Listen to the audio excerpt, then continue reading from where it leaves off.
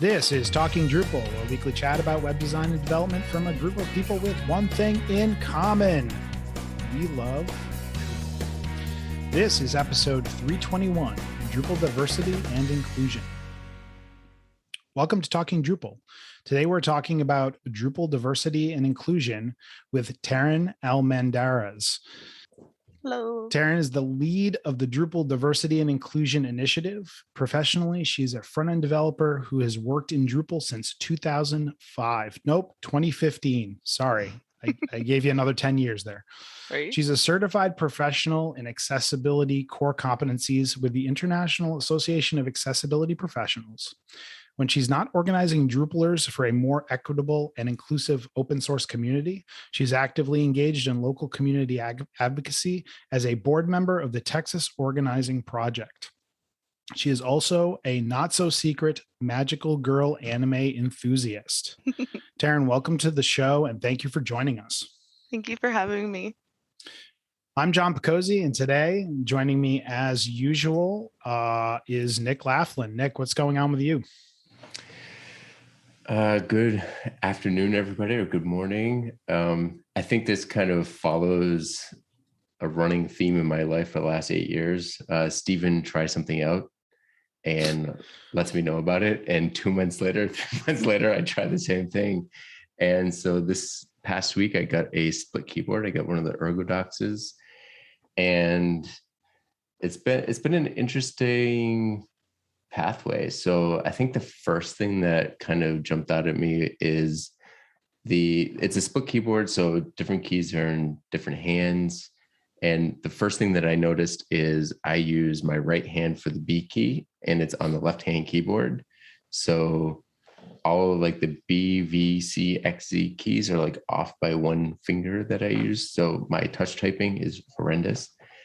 But I think the bigger problem that I ran into is that the default layout just has like the key, like the letters are pretty easy to figure out, but things like control or quote, double quotes, the @ symbol, they are in completely different places and they're not labeled. So the onboarding period of that until I built my own layout, started building my own layout was rough. Because like a normal keyboard, if you put the wrong thing, you look at it, you're like, oh, the @ symbol is here. But on this keyboard, the @ symbol doesn't show up and it's on a completely different layer. So you have to like hit a key combination to hit it.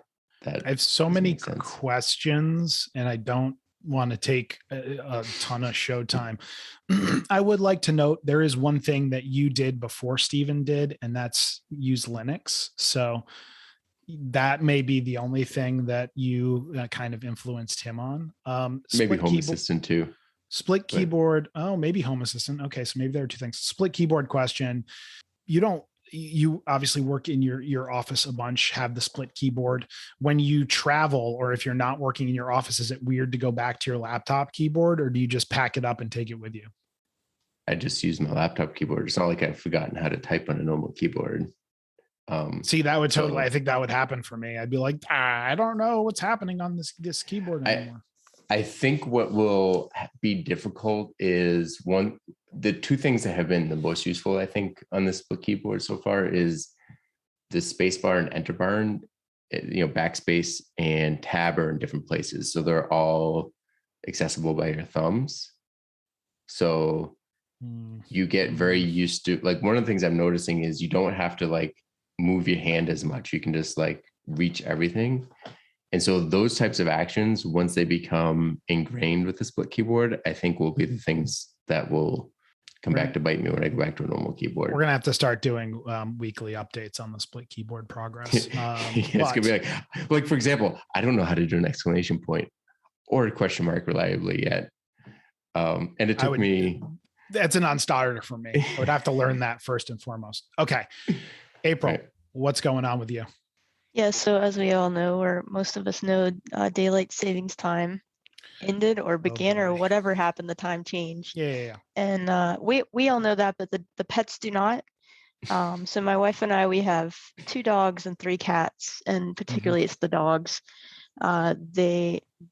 Definitely, I thought they were like trending toward the right time. Like, oh, when the time changes, they're going to be on. Well, they were trending the other direction.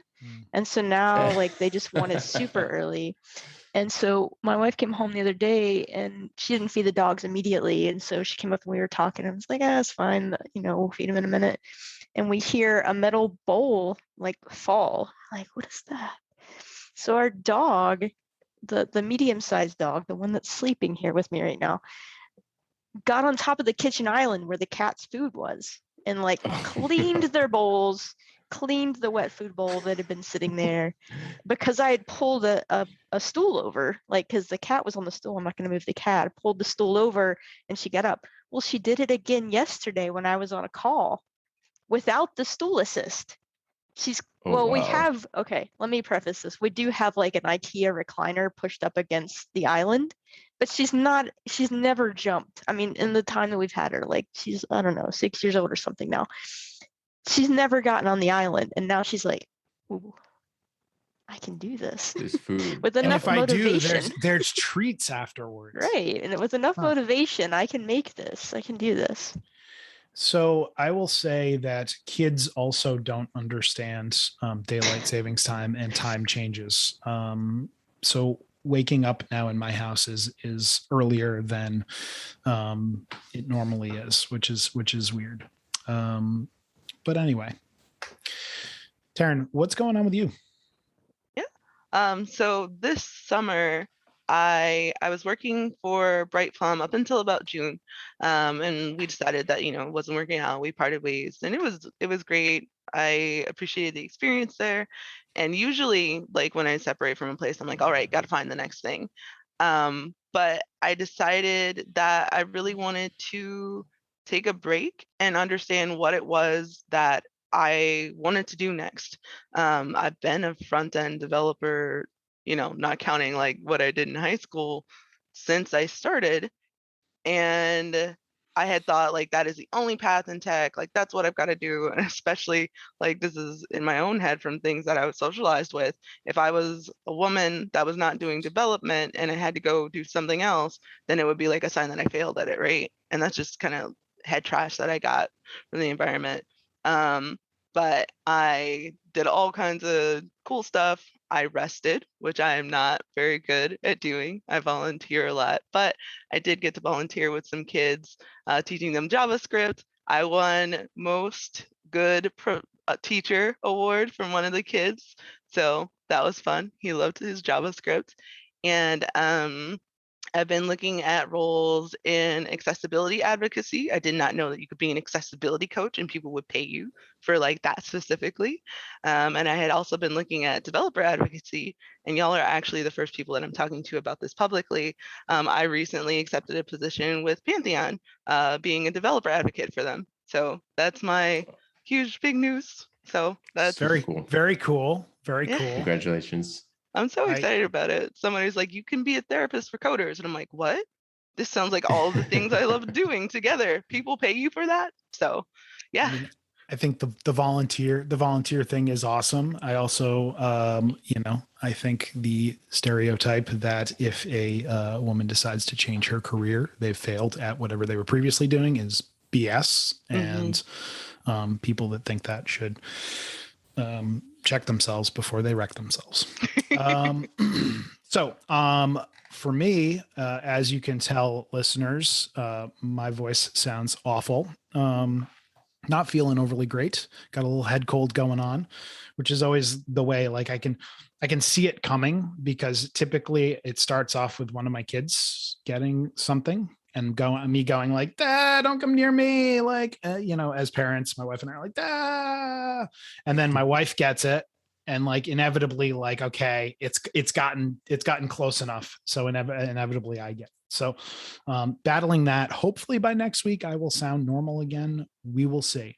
Also, by the time this comes out, it will come out on a Monday. And that means the Friday of the same week will be NEDCamp. So if you are listening to this and you haven't registered, you should go do that. You should come to NEDCamp on November 19th and hang out with us. And, we're going to have a BOFCon. We're going to talk about all sorts of fun things. We are going to have a new to Drupal training with a BOF in the afternoon to answer questions for people new to the Drupal community or evaluating Drupal. And we're also going to have a great keynote speaker. So register, come, hang out, have fun. That's my message. And Virtual, right? It is virtual. Yes. Yeah. So everybody can join. It's pay what you want, I think. Yeah. I mean, I hate to say it's free, but it's technically free. You can pay what you want, which is nothing, and we won't hold it against you. We'll still let you in and you will have a good time. Or you could, you can pay $5. You can be like, I'm not going to get a coffee. I'll give it to those poor guys at NetCamp. Anyway, humble bundle. There you go. Yeah. Right. So let's move on to our module of the week. April, tell us about entity usage. Yeah, so I've been doing a lot of work with entity usage lately, and it's a module that will show you how all your different pieces of content, and even I think media is involved too, where they are sort of linked to or referenced on other pieces of content. And so you get a tab that shows you everywhere that the current content type you're looking at or current node is being referenced or linked to. And I've been doing some work with it because I was working on a site that had like 2 million paragraphs, and I was working on a way to batch the processing of that in a queue. And yeah, and even showing the results, like I've overridden a little bit, showing the results so that it doesn't try to query all of the usage at once. It does it in chunks so you can actually see it and it loads. So yeah, pretty cool module. Is that module. something you'll be able to contribute back? Because it sounds there is a patch to implement. Yeah, there's a patch that will well, I think the queuing patch was merged in. The other one where it queries and batches is still a patch, but definitely, yeah. So but hopefully your site doesn't have 2 million paragraphs. Yeah, so let's start there. I want to go down this rabbit hole just a little bit because my solution architect brain is like, what? So 2 million paragraphs. How many paragraph types is that? Is it like? Well, it's also revisions of paragraphs. So that's probably the kicker right there is paragraph revisions. Mm-hmm. And then, so with that many, is the site just unperformant, or is it no, it's fine. It does okay. Yeah. Yeah, as long as you don't have 2 million on one entity. The reason why the entity if you have 2 million, if you have 2 million paragraph entities, I don't know that plus revisions, that seems like a lot of 2 million seems like a big number to me, but maybe it's not. I've a little bit more in this rabbit hole. Did you use the merge request workflow or the patch workflow? I've been using the merge request workflow, but I also for those of you who use it, be sure to read down in the documentation that says to pull the patch locally and add it to Composer that way, because that's something that I missed when I was looking through that. I was like, oh yeah, I can just use the merge request, but then sometimes it wouldn't update, and I think Composer was caching or something. And somebody was like, yeah, you should be pulling it locally. Oh, yeah, there's that's actually a good thing to think about. Yeah, there's actually an issue about creating kind of point in time patches. So what I do is I generally just create the patch.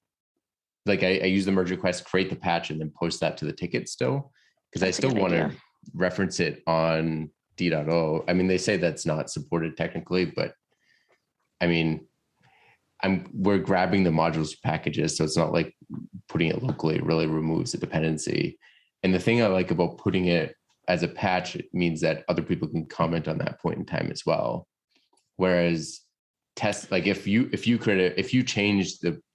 make a change to the merge request and then people are like, oh, it's working for me, it's not working for me, it's hard to tell when that broke. But if you have those point in time patches, people can be like, hey, 32 works for me and 64 doesn't, right? Does anybody have one moment in time playing in their head? One moment in now time. I do. Yes. And you're reminding me that when I was in 5th grade, we learned a bunch of sign language for it. Oh. Now my brain itches. Thank you, John. One patch in time. Okay. Let's dig out of this rabbit hole and jump into our primary topic, which is talking about the Drupal Diversity and Inclusion Initiative. For longtime listeners or first-time listeners, we have talked with folks from the initiative before. We've also talked about diversity and inclusion in general before. You can check out those episodes. 217 with Tara, Mark, I did it again, Tara, Mark, and Alana, and then 297 with Fatima and Tara again. So leading off here, Tearyne, can you give us a brief background of Drupal diversity and inclusion? Yes. So the initiative started in 2016 with DrupalCon New Orleans. Some of it was in response to some issues that happened in the community, which I don't like to rehash. Like, I like to try to be focused on like where our future is going.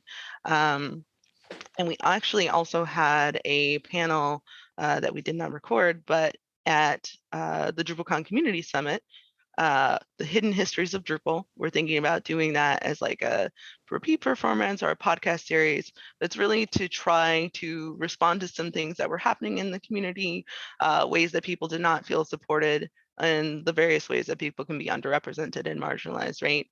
And from that, we have grown into being able to do like speaker initiatives, trainings, and providing support both for the people who experience marginalization in our community and in tech in general. I say that because I left Drupal for about a year and a half to go do React stuff, but I still got support from that community. But we also try to make sure to support well-meaning people that want to help people do more to succeed in tech spaces, and don't necessarily know how to do that. Like, what's the best way to provide mentorship to somebody who may have never, heard of open source before, right? Mm-hmm. Right now, we have 6 people on our team, I believe it is. I actually told Tara, I told Tara, I was like, hey, you can't be on this one. We keep calling you back and like telling you, yes, you can retire, but please come back and do these things. But that's kind of our background and where we are like heading toward now. I'm trying to not get ahead of questions. So no we problem. Appreciate that. So when did you personally get involved with the Drupal Diversity and Inclusion group? It was around 2017. I went to DrupalCon Baltimore. That was my first one that I went to, and there were some things that were happening there.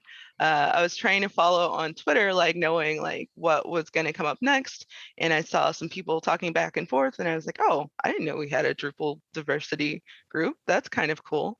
I came into some of the conversations in the Slack, chatting with people. I do remember that they had a booth that was up, and they were wanting to take pictures of like the different kinds of people that were there. And I actually told them, I was like, hey, I don't really want my picture taken, because what tends to happen is that people are like, hey, we got one.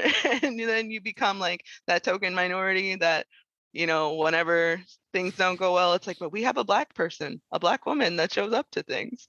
So I really care about real and sustainable changes when it comes to inclusion and equity. When I was first in, I did provide a lot of pushback and feedback and insights to folks, but I didn't want to become formally involved in any kind of leadership. This especially because from my personal experiences, sometimes when we do diversity, inclusion, and equity tasks, like we tend to put the burden of fixing the things on the people who are suffering from things being broken, and it's not a fun experience. So I actively avoided that. But as I became more comfortable with the people in the community, and I saw that they were aware of that burden that happens, and that they were not looking to put that onto marginalized people, I got more involved. Last year, I joined to help with the careers initiative. and Tara was wanting to transition out. And I realized I had been doing like a lot of the communications and leadership things. So I was like, well, I'll take that hat from you. So that is how I got into the leadership ranks. And programming note for our listeners, Drupal Diversity and Inclusion is abbreviated DDI. So use those terms interchangeably, because if we keep saying Drupal Diversity and Inclusion, the show is going to be about another 5 minutes longer than it is going to be. So Yes. There you go. So what's new with the DD&I group? So right now, my main focus for us is to find people that are from non-United States of America regions to be able to come in and do the work. Some feedback that I've seen has been, some of it's been constructive feedback, some of it's been people complaining, but sometimes people are like, why is everything so American? Why is everything put in this American view? Like, this is not how we do diversity and inclusion here. These are not issues that we have. And especially like being a person that's marginalized myself, I understand what it feels like for somebody else to speak to your lived experience, right? So being somebody that's experienced marginalization myself, I know what it's like when somebody tries to speak up for you and your issues and doesn't like give you a voice. So we are actively recruiting regional leads, especially for Europe. We supported some things with DrupalCon Europe, but given kind of the state of things, people are burnt out. And it's also very difficult to wake up at 4 a.m. in the morning to do a booth or a panel as a way to empower people to do that work. Primarily, we're looking at Europe because that's where the other DrupalCon is and like a lot of where our feedback has come from. But I really want us to look at, the African countries that we have contributors from. I remember we got someone that came to us a few years ago in one of the DrupalCon panels that we did and said, well, hey, what about the support for French speaking Africans?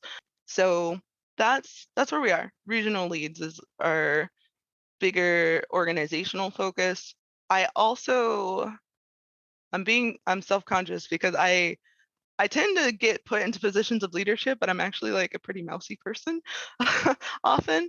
And so I noticed that we had some drop off the last few months in participation in the meetings. And I was wondering what was going on. I was like, did I do something? But actually talking to people and engaging with them and asking them, well, where did you go? What's going on? They're super duper burnt out. And part of it is Zoom fatigue. They are tired of going to virtual meetings. And I think that one of the biggest things that I've heard from people is that, diversity and inclusion work is hard. And at least when we were able to meet up in person again, right, you got that rejuvenation, like you got the feeling that you were doing things for a purpose of people. And now like we're talking into voids, like looking at screens, and then you're left with the existential horror of oppression afterward. So we've changed to where instead of doing meetings every week on Thursdays, we do it every other week on Thursdays.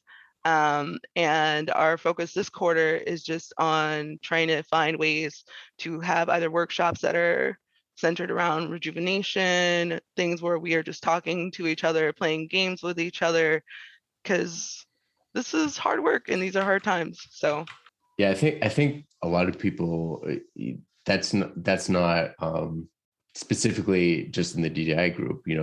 People across the board are having trouble with Zoom and I think just general fatigue. I was going to say I'm on the board for the Texas Organizing Project here in Texas. I live in Dallas, Texas, and some of our members there have been expressing the same feelings and thoughts, and in different communities that I go to, like everyone is just tired. So it's nothing that we're necessarily doing wrong. People just want a semblance of normalcy back. Like, especially if you're someone, my husband works in transportation. And so for part of the pandemic, because he's in a high risk situation, he could not go back to work like until he was able to get vaccinated. But I worked the entire time up until June. So from when it started, and that's actually when I was working at Lullabot with April and everyone, but adjusting to, it was a remote workplace at first, my first entirely remote workplace.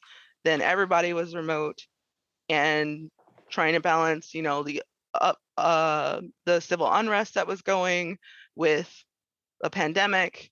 And that's kind of why I took my break back in June. Just everybody is having a hard time, and a lot of us were expected to just keep everybody else going, but who keeps us going, Yeah, that's a great point. So it kind of leads into our next question. How has DDI changed over the last few years? What changes have you specifically seen?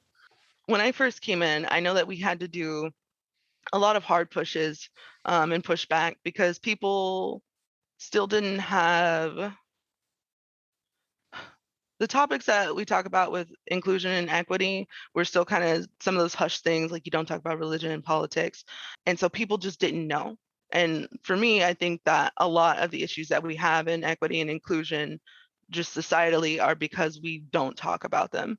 As I have seen more things coming to the surface, either because of elections worldwide or, unrest that is happening, like especially in the United States, with what was going on with George Floyd last year, people are more open to having those conversations and trying to do the right thing. And so that makes the conversations a lot easier, right? And there are a lot more people that are willing to say, hey, maybe you shouldn't make this statement about a group of people that are oppressed. So that's been nice, having other people to help with the advocacy, because it doesn't just feel like you're a social justice warrior screaming about nothing. People actually know what you're screaming about now. Yeah. So that brings up kind of a nitty-gritty question for me then. So it's what we've been kind of talking in the abstract. You work on the DDI group, and the Drupal community has been working on being more inclusive. Can you maybe give us a picture into what does that mean on the ground? Like, what are your meetings about? What actions do you take? Because like you said, you guys can't do everything, but when you're saying that, what is that everything? Like, what are the goals aside from the making Drupal a more accepting community and making people feel comfortable and represented? Like, what does that actually look like? So I know that one of the avenues that I've been working on has been empowering people that come to us looking for answers and solutions with resources that help them to be able to execute those things themselves. Before, people would come to us and be like, well, can you solve this problem for me? Like, how do I get this person to stop doing this? Like, nobody was saying, like, can you lead an online lynch mob, right? But empowering people to be able to speak up for themselves or other people that they are fighting for. So would an example be, because when you say that, what I'm hearing is like somebody is in an issue queue and somebody says something, makes a offensive remark or something. Mm-hmm. Like, is that the kind of thing that they would come to you and be like, hey, we're having this issue in this issue queue, and then you provide them resources, like, here's how you confront it? Yeah, someone actually did this recently. They realized that part of the reason why it was happening was potentially like a language barrier issue where the person was a speaker of English as a second language. Mm-hmm. And I appreciate the fact that you brought up the word confront, right? Because my stance on it was, let's not necessarily confront the issue, right? Let's address it. Let's have a conversation about it. Here are some resources that will help you to understand this and to help this other person understand it. So they went back and they had a conversation with the person, just trying to get actual solutions instead of calling out problems, if that makes sense. Okay. And we did have, I forgot to mention this, we had our first camp of our own, DDI camp, this summer, where we had marginalized speakers from all different kinds of backgrounds and the people that support them, speaking about different issues that they face, but also solutions and giving resources in addition to the things that we have on our site. So did that answer? And are those resources available on the DDI site? Yeah. Yep. On DrupalDiversity.com, we actually have like a resource library. We're trying to do some revamping of that because there's a lot of really great information on it. We've been trying to share more of the resources to the channels, social media, because it's one thing if the information is there, right? But if it's not highlighted, if it's not discoverable, then it's just sitting on a shelf like a library that doesn't get looked at. So I just want to ask a clarifying question on something that you just said. So like you're providing resources to folks who are having issues, and Nick had brought up when a conflict arises, are you guys working with the community working group to resolve those conflicts, or are you folks handling diversity inclusion related conflicts directly? I know that we will refer people to address things through the community working group. We actually had a issue that we had this summer that got brought to the community working group. And that was interesting to see what it's like to be on the other end of that process. And I think it's a process that that can use some refinement, but we're working on it. I've been talking to people about it. So, and there's stuff I can't really talk about with it, but Sure. yeah. Yep. As you're building this resource library and trying to build awareness of it, have you been seeing more support from the community? It sounds like over the last years, kind of just the general awareness has grown, not just in the Drupal community, but, around the world. You said that some of these conversations are happening more often, but have you seen that increase in the Drupal community as well? Are people more willing to address these questions and look for the resources proactively, or? Yeah, I think that I have seen that. I do know that we've got like the Discover Drupal, Promote Drupal, and a lot of the mentorship things that are happening, right? There was an issue in the issue queue from about 3 years ago where someone was saying, oh, well, maybe we should do a diverse guide to mentorship and inclusion. And, we were able to have conversations with people. Sorry. So one thing that I had observed happening is that sometimes people think that diversity and inclusion stuff should be siloed off and it happens in a bubble, right? But the issues that we have happen in mentoring spaces, in contribution spaces, in event organizing spaces, right? And so I think that people are working more actively to integrate, inclusive practices in the work that they're doing. One thing that is a personal frustration for me is that sometimes people do performative things, right? Where they'll put up like a banner that says like Black Lives Matter on their website, or they'll change their icons to, a rainbow flag or something like that. But they hadn't previously addressed the systemic issues that made a workplace like non-equitable or non-inclusive. And I have really been seeing more intentionality, in the world in general, but I really feel like in the Drupal community at large, that is actually addressing problems. One thing that I was really grateful for during the George Floyd issue when I was working at Lullabot is that I did not have coworkers coming up to me as I think I was like one of 2 Black employees at the time, and saying, how are you feeling today, Tearyne? What can I do for you today, Tearyne? How can I help? Because it's a lot of pressure, and it's just, it's sometimes when we do that, and I'm guilty of it too sometimes, right? It's to assuage our own feelings of discomfort with a situation and to say that we felt like we did something instead of actually like caring for that person. People that I was close to and familiar with like did come and offer help, and people listened when I let them know, hey, I need to work during the evenings instead of during the day because the news cycle is just killing me during the day. But I have seen organizations too, like actually listening when instead of just like throwing money at a thing, right?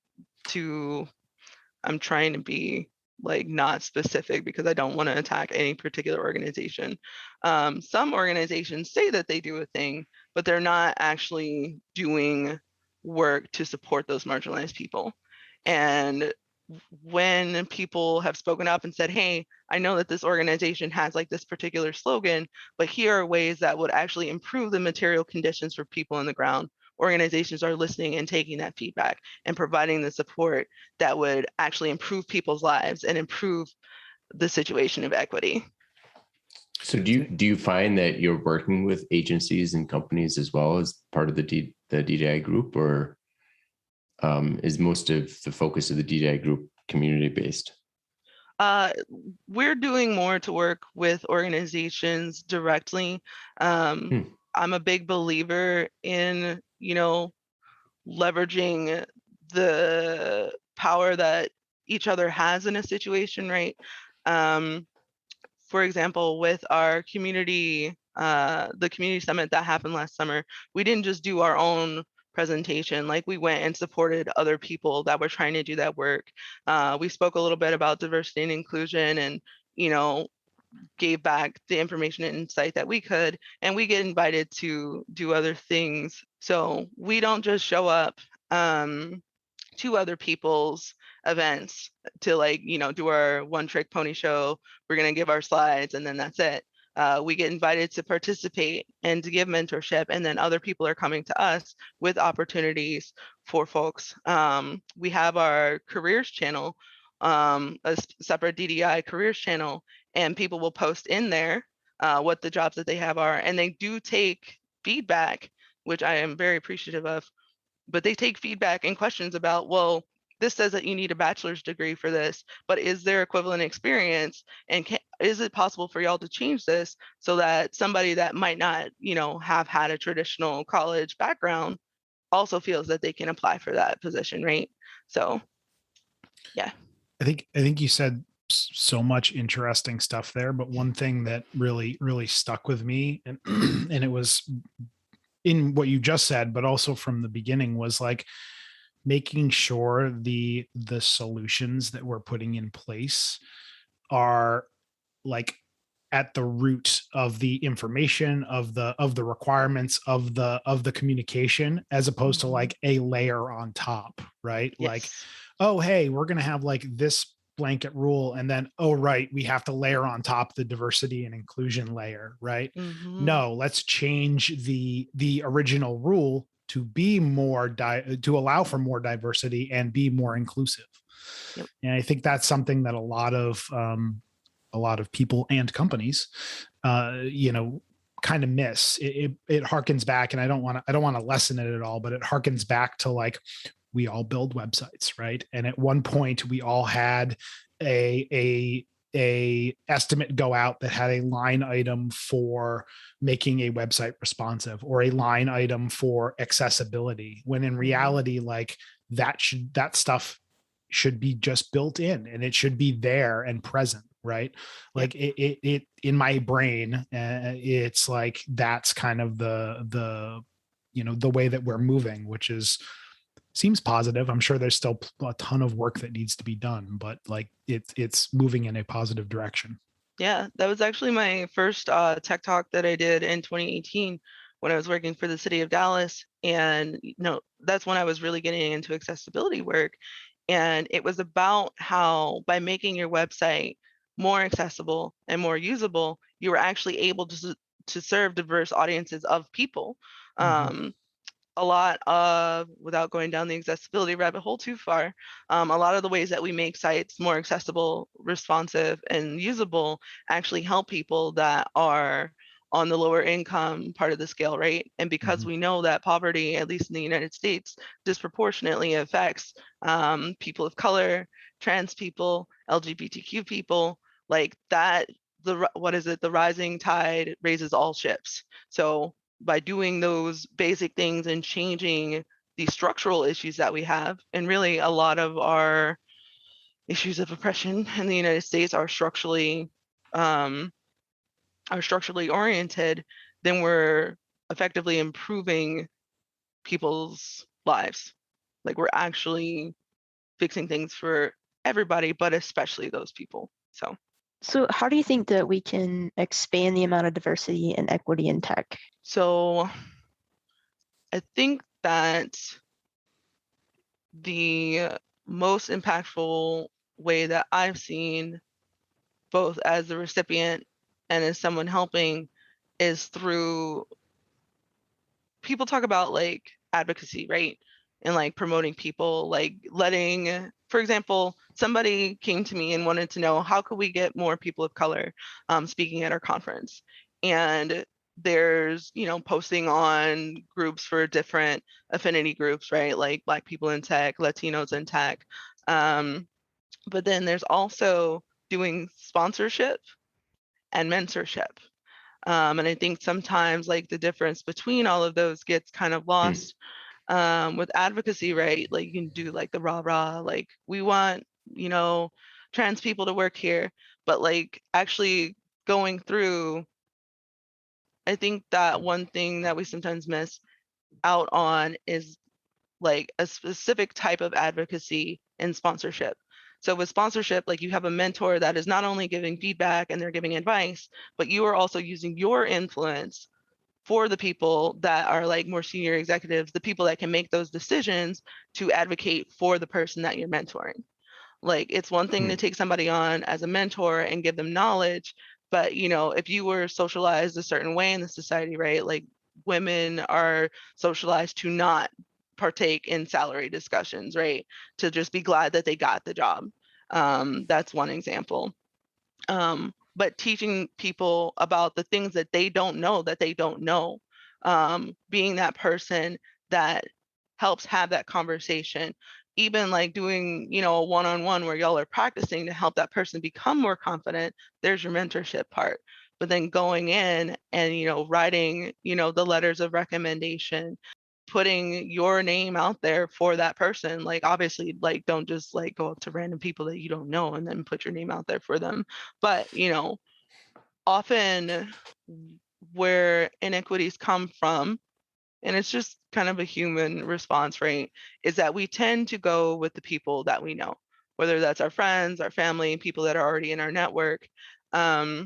But being able to use the power that you have as somebody that people know and are familiar with to help the other person climb up those ladders to get those doors open, like that is critical. So you're saying, so it sounds like you're saying is part of it is providing mentorship and part of mentorship is lending your network. Because I mean, I'm a firm believer that your network is the most valuable part of your career. I mean, without your network, it's really hard to advance. I think like still like having the like differentiation though between mentorship and sponsorship is really important. Right. Because often mentorship is just like the knowledge transfer, right? Like what do I do if this happens? And it's the conversation that you have one-on-one with a person. That sponsorship is the key that like can open the doors. Like if you go to a party, right, and you're knocking on the door, if the people at the party know you, they're like, oh, okay, cool. And you're like, by the way, this is my friend so-and-so. Can they come in with me? If so-and-so showed up by themselves, maybe they'd be generous enough to like let them in. But if you're more likely to let somebody in if somebody else vouches for them, if that makes sense. Yeah. So to me, it's like they're like three major areas, right? It's like diversifying your network, right? So that a more diverse group of people, and then like not just making those opportunities available, but also helping that person like or those people to have the skills to be able to get that opportunity potentially on their own, right? Because it's like, hey, I opened this opportunity for you. Aren't I a great person? Well, yes, you did. But like now the next time around, like I don't have the skills to like really be able to grow as opposed to like, hey, let me teach you how to do this and then you can do it on your own. And now you have a marketable skill to be able to go elevate yourself in a position. Yeah, I think that for a change to be effective, especially in the kind of work that we do with DDI, like it has to be a holistic approach. Like if I were to drop dead tomorrow, right, knock on wood, or whatever IKEA makes the furniture out of, right? If I were to drop dead tomorrow, if I'm not there for to be able to speak up for a person, if I have not taught the person how to advocate for themselves and have not introduced them to my network and taught them the things that I know, then that person's growth could possibly die with me. I think one other thing I forgot to mention is when we are introducing people into opportunities, like we need to make sure that those are opportunities where the person is going to grow, right? I had to go and look it up because I remembered learning about it, but I didn't remember where it was. I'll send the link.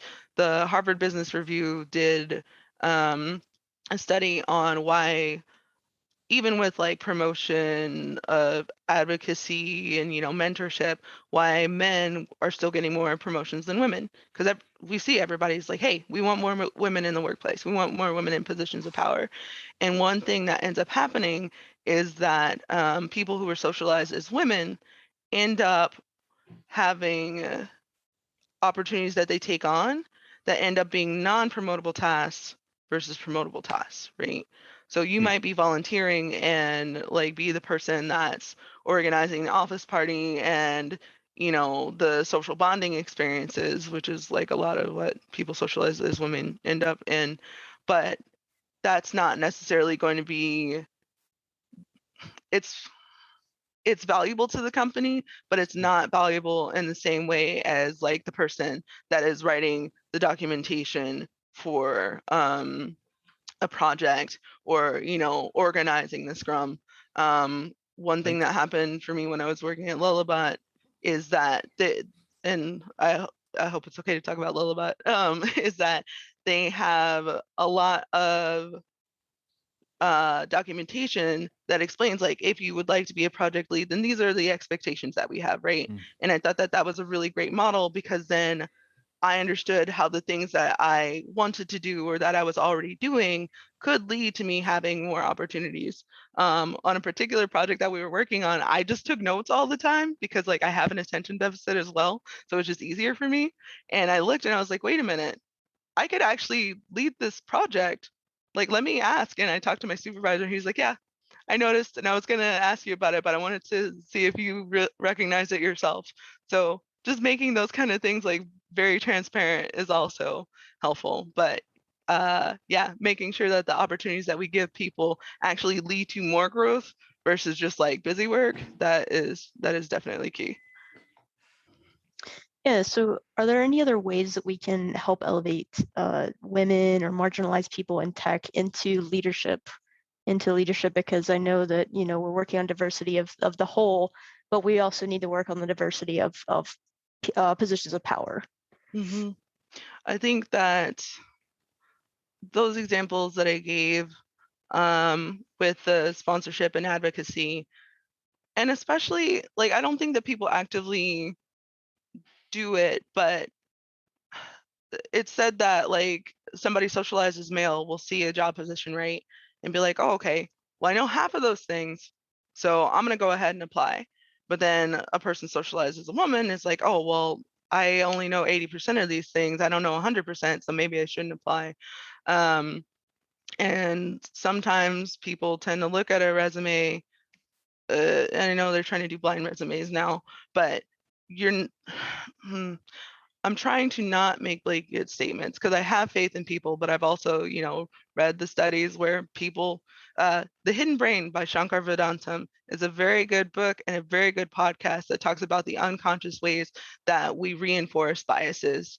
And I'll share that. So that's where like a lot of my talk of we do this thing societally comes from. It's not condemning humanity and saying that, all white people are terrible or all men are terrible. It's just a thing that we were trained to do. But making sure that we are being as equitable as possible with the opportunities that we give people. People don't have to know 100% of the work in order to be able to complete the work. Making sure that you have the resources available in your position as your company is able to, because there have been a lot of really great conversations about mentorship with junior developers and who can and cannot do mentorship. So as far as elevating people in tech, making sure that if it is a thing, if your stated goal is to elevate people in tech, make sure that you are following through with like the commitments that you're making, right? Make sure that you have the ability to give the mentorship, to do advocacy, to do sponsorship, because honestly, it feels really crappy to go into a place that says, no, we're committed to helping you and supporting you and doing diversity, But for example, like if you're a single parent of any gender, like not having the flexibility there to be able to take your kid to school and pick them up, like that's a barrier that comes up, right? And for people to not think about the whole of what it means to support diverse people. Sorry. It's difficult because like I'm also getting like mildly emotional about it, right? Because I know that so many people have good intentions when they say that they want to support. No, why am I crying? They have like, I think that most people are kind-hearted and that they have good intentions when they say, well, we want to support more diverse people. At the same time, I've been on the receiving end of people saying that, you know, and I've been on the receiving end, other people I know have been on the receiving end of it. And when somebody says that they're going to support you, it's like that trust fall thing, right? Somebody says, okay, well, if you fall or something happens, I'm going to catch you. And they actually don't have the capacity to do it. Even if they didn't mean to drop you, it still hurts when you fall. Right. Like it still causes harm, like both to that individual person. And there's a possibility of people being like, oh, well, we said that we wanted to support this group of people, but there's too many problems, there's too many challenges. And so we just can't do that. And it could end up inadvertently just shutting the window completely when it's like, it wasn't the person, it's the process. I was gonna ask about that. You know, you did such a nice job answering the question of being able to support people, being able to mentor people, being able to give people opportunities. I was going to ask about, you know, not so much the adverse effects, but, you know, you just said it, you know, everybody has good intentions, but like sometimes that's not enough. Right. So what happens if you elevate a person because they have 75% of the skills or maybe even 60% of the skills, and you're like putting, you know, you're putting faith or maybe pressure on them for the rest of the, you know, maybe the 20 to 40% of the skills that they need to have, like that definitely can have an adverse effect to, you know, diversity and inclusion. But like, how do you combat that? Like, you know, if you want to do the right thing, you want to try to elevate people, but you also don't want to elevate them in a way that doesn't push them forward, but does the opposite, right? Yeah. Lullaby has like a really great podcast about the capacity of supporting junior developers. And as we know, like a lot of people from underrepresented backgrounds that are going to come in, they're going to come in as juniors, right? But they talk about how organizations should know what their capacity is. And I think that the most important thing that anybody, organization, or individual can do is to be honest with themselves and the people that they speak with, like if they do not have the capacity to help a certain way, right? Like you wouldn't tell a friend that, you know, you can help them move, you know, on a certain weekend if you know that you were chronically busy on weekends, right? But you can give them access to, you know, knowledge and information and support about, hey, I can't help you this weekend, but here's this moving company that I heard about that does this very well, right? You're still helping that person, but, you know, within the capacity that you have.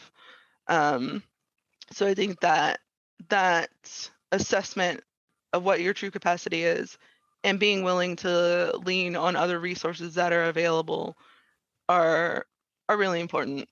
I want to shift gears a tad bit because you had mentioned earlier that you kind of stepped away from the Drupal community for about 1.5 years and worked with the React community. And I'm curious about what the state of DDI is in other communities. Like, is there a React DDI group? Was the React community welcoming? Was it accessible for you? I'm curious how other communities are kind of handling this as well. So it's funny that I have a funny story that's associated with this. So I wanted to do React at my job when I was working at the city, but like we didn't do React because it was government, and they're like, whoa, this is brand new. We can't do this. We can't do new things in government. Get out of here with that kid. But I had followed like some of the React things that were on Twitter, and they're there was a shirt that came out a while ago, and it would have like names of people that were like civil rights, like activists and things like that. And then somebody made one with like 4 big people in React, and one of them was Ryan Florence. And people were like, oh, why are we kind of doing this and like glorifying white dudes, and this is weird. And Ryan, if you're watching this, I hope you're okay with me talking about it, because you've been like such a great mentor and a great influence. But sometimes, Tatiana Mack actually had a really great shirt that kind of encapsulates what I'm about to talk about now. Instead of like having 4 names, it says hero worship kills community. And so I saw people that have been, actively leading the React community, speaking out against, people saying, well, you're disagreeing with the God of React. Like, you can't be here, dumb woman. Why are you doing this? Nobody called me a dumb woman on Twitter about React. But people actually using their platforms and using their voice to speak up against things like that. I still keep in contact with Ryan. He's really great. He came to Dallas to do a workshop, and my husband and I had tacos with him. At one of my jobs, I actually had this thing that came up where I was like really new to React, and we were converting apps from Cold Fusion without like a lot of guidance as to what was going on. Like, we had to call companies, and they're like, why are you still using this version of this application? You're paying for can we just fix your stuff for you? But we had a lead developer that came in, and he argued with me on his day off. It was my first time using query strings. And so I found like 10 lines of JavaScript code that like fixed the query string issue, right? The app worked, everybody was happy, nobody was using Cold Fusion anymore. The lead developer comes in and it's like, well, why didn't you just use React Router for this? And it was like, because I looked into it and it doesn't do that. So on his day off, this guy is like arguing back and forth with me about like how I made this application before he even came in wrong, just completely wrong. So I emailed Ryan. I'm like, Ryan, can you help me? Because I'm pretty sure that this doesn't do this, right? Because you made React Router, right? And he's like, yeah. So you can totally copy me on that email and I will let him know. And it wasn't until Ryan emailed that guy back that the guy got off my back and stopped emailing me on his day off about it. So that's my experience with people in the React community. Yeah. So it sounds like, some people are advocates and some people aren't. Yeah. People are aware that there's issues, and humans are doing the best they can once they become aware of the issue, I think. Yeah. I'm like trying to be hopeful. Yeah. I like your hopeful, positive outlook. I in all things like to think that people are really good, but then my skeptical side comes in and I think, oh, people, you suck. Yeah. But sometimes anyway, people say I'm a pessimist. I'm like, I'm just realistic about things. I would rather be pleasantly surprised than be like horribly disappointed all the time. So I can understand that. So our next couple of questions are going to talk about Drupal diversity and inclusion. And then we're going to get into some kind of bigger more worldly questions, I guess. So is DDI looking for new members? Yes, absolutely. Yes. We have some people that are doing contributions. Right now, there's just like a core group of us that are just running meetings and checking in on the pulse of people. But we're making sure that we understand what our intentions are for the next 6 to 9 months first, before we're like, hey, come and work on this thing that is listed as a requirement on our membership list, but that we might not actively be working on, right? So, yep. And if people want to get involved, how can they do that? Do they just join the meetings? Do they jump in the Slack channel? Yeah, all different kinds of ways. Coming to the meetings is a big help, because then you'll see the things that we're actively talking about. We also have an issue queue on Drupal.org. You can also DM me on the Drupal Slack, or you can send us messages on Twitter. I'm at Tearyne on Twitter. We're at Drupal Diversity. Are we Drupal Diversity? I always forget our Twitter handle. I know what it is, but I second guess myself. But you can reach out to us on Twitter. And you can also email us on our website, drupaldiversity.com. Even if you just have an idea for something, like we'll support you in like getting that done the best that we can and see like where the capacity is and where our needs are.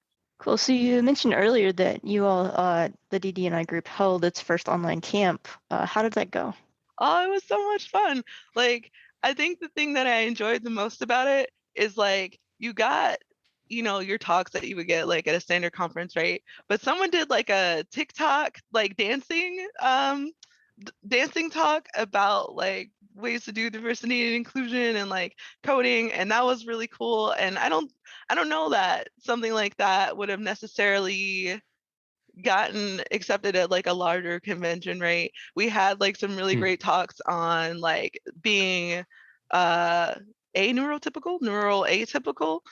We had people do talks on attention deficits. We had a fantastic keynote by Monica Flores about how she built out a site for people who experience homelessness. We had someone talk about his experiences as a person who is a disabled veteran and how coding changed his life. And it was just so cool to like see so many of these experiences that might go under the radar or just be like a specific like little track that was, down a different hallway, like get the spotlight. Like seeing all those things, like it just made me happy that we were able to elevate people's voices. Were any of those talks recorded or? Yes, we have a YouTube channel, and I can send you all that in the show notes, but the vast majority of them were recorded, so they're available for people to check out. Nice. You think you'll be doing that again? And if so, virtual or in person? We definitely want to do it again. We've been having conversations about like whether we do it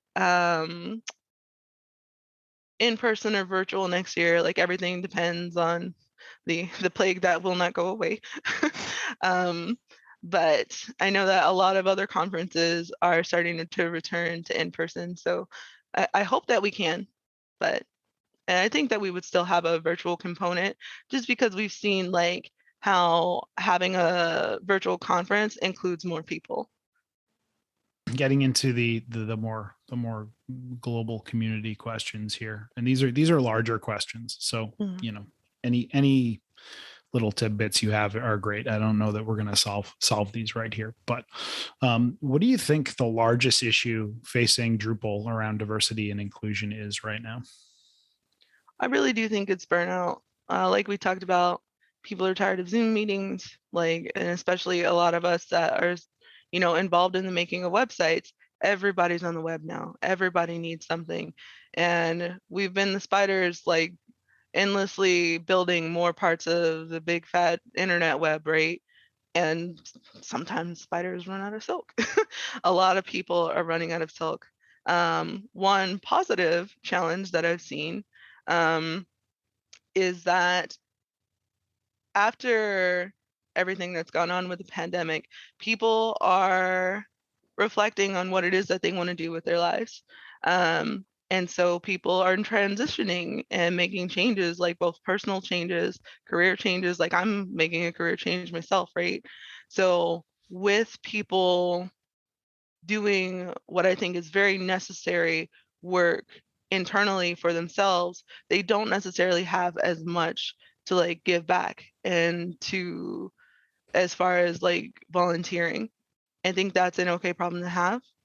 And I think that just means that we're in a period of rest and reflection and that we need to respect that, maybe have some plans about, well, what do we do afterward when people come back, when they're ready to, grip with that work.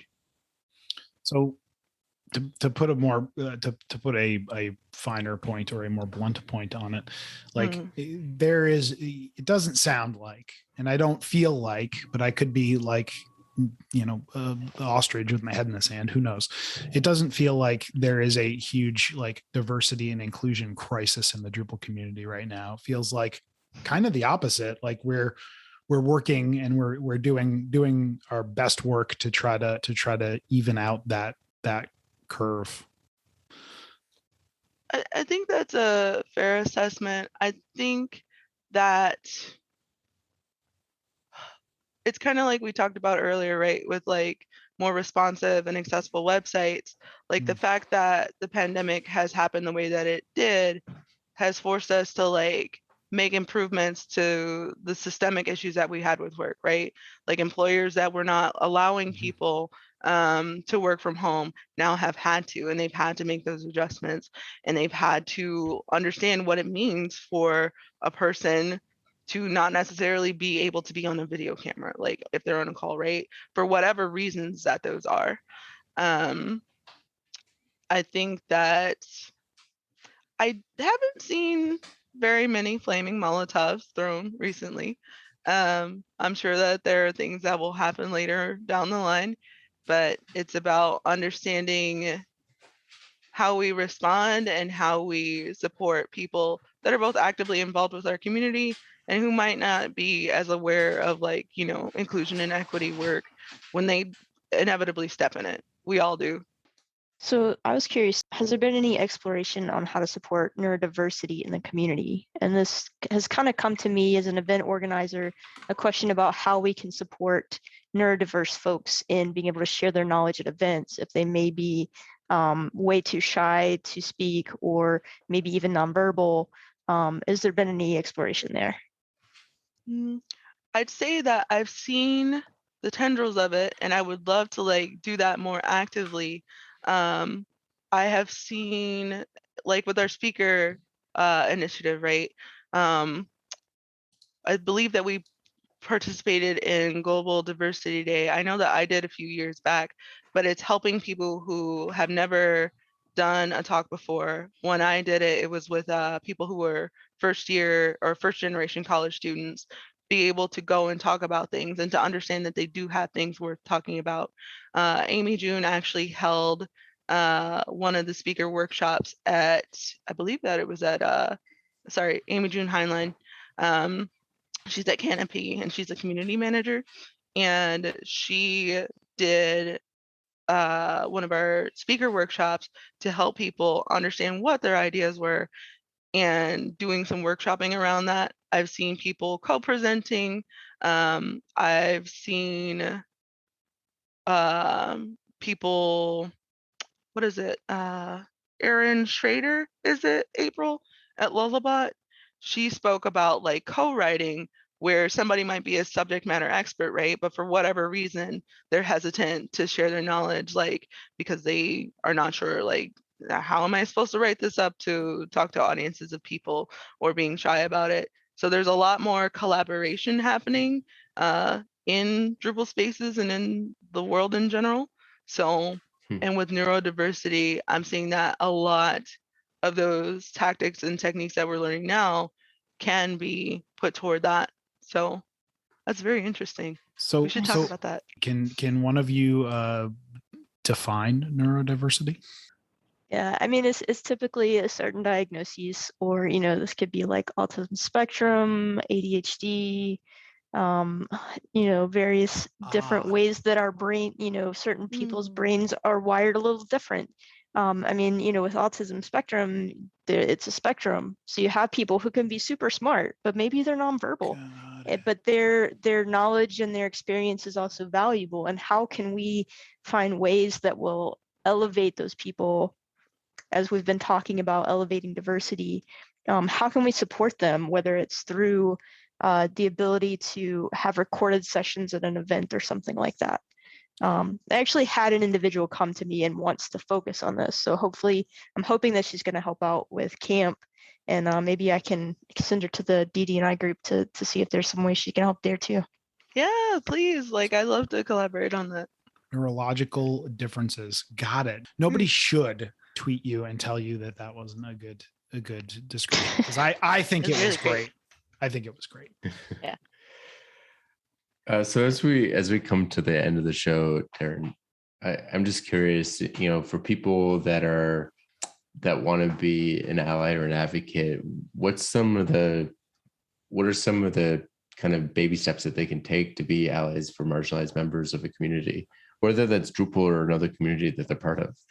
Yeah, I think that some things I've seen people say, like as far as following people like on different social media whose life paths might be different than yours.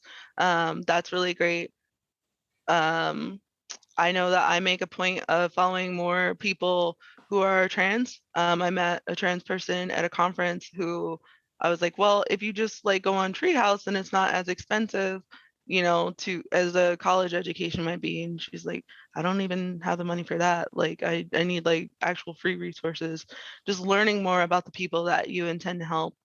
Like I was saying earlier too, like being honest with yourself and others, like what your capacity is and what your capacity isn't. Because a lot of this work is hard. It is very hard. You end up hearing about things that are emotionally difficult, right? And if you know that that's not where you got, the leeway to do it, people can make donations to organizations. They can make, resources. I think a lot of it is centered around listening, but then also like working on your humility muscle. Because even for me, like there are things that I learn about, Latinx communities. Like, so that's the thing, right? Is it Latinx? Is it Latino? And everybody has a different way that they, identify or associate with it. But being willing to open yourself up to being wrong, I say after I was afraid of being wrong, but knowing that that's not a grievous error, but also understanding that you need to like revise your way of thinking and that you don't have to be the person that's right.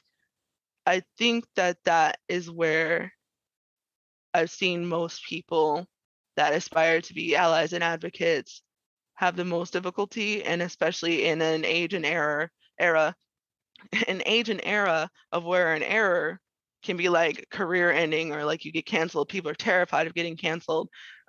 Just giving yourself grace and also knowing like where your lane is. So I think you said it earlier. It clearly stuck with me. And I'm putting these two things together now. Like, don't be afraid to step in it, because you're going to step in it at some point. And like, I don't know, just own that. Right. yeah. Like nobody's perfect. And I'm assuming and correct me if I'm wrong, but I'm assuming it's a two-way street, right? Like if somebody steps in it, like don't jump down their throat, be like, hey, this isn't correct. Here's the correct way to do this, say this, what have you. And then if they keep doing it, obviously there's a problem there. But yeah, I mean, I think, you said it before too, we're all human, right? Yep. And to speak to that, like, especially because I feel like people might latch onto it and be like, John said I could say whatever I want to. John did not say that you can say whatever you want to. Yeah. We all have to have grace with each other as human beings.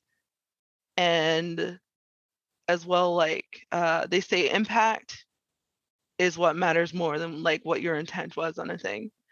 There are times where we didn't mean to do something, but it might cause a level of harm that we were definitely not intending. But like being able to own that, like trying to rectify it how you can, and just going through the process of it, committing to that, I think is really key. I think that there are a lot of things that we can do together as human beings, but we have to be able to see each other as human beings again, like both ways.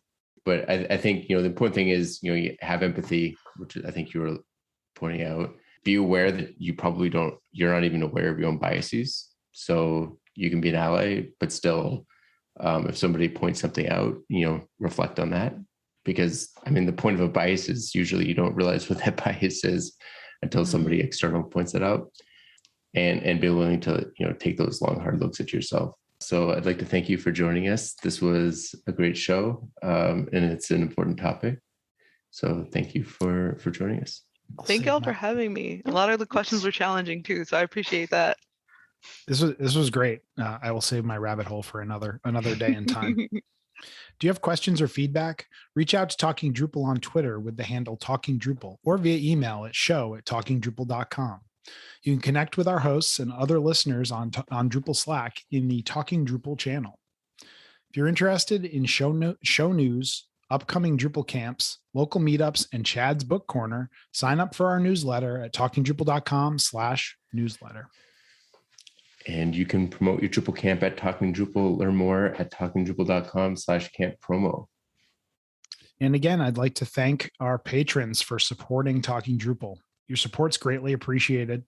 You can learn about becoming a patron at talkingdrupal.com and choosing the Become a Patron button in the sidebar. And Tearyne, if our listeners had questions for you or wanted to get in touch, what's the best way for them to reach out? Yeah, I'm on Twitter at Tearyne G, which is TEARYNE, G as in George. Or you can find me in the Drupal Slack. I'm on there. I'm 9lives Black Cat. So 9.lives.black.cat. And April, how about you? You can reach me on Twitter at Week Before Next. And I think I'm Week Before Next in the Drupal Slack as well. You can find me pretty much everywhere at Nixvan, NICXVAN. How about you, John? And I'm John Picozzi. You can find me on all the socials at John Picozzi or at picozzi.com. And you can find out about EPAM at epam.com. And if you've enjoyed listening, we've enjoyed talking. See you guys next week. Have a good one, everybody.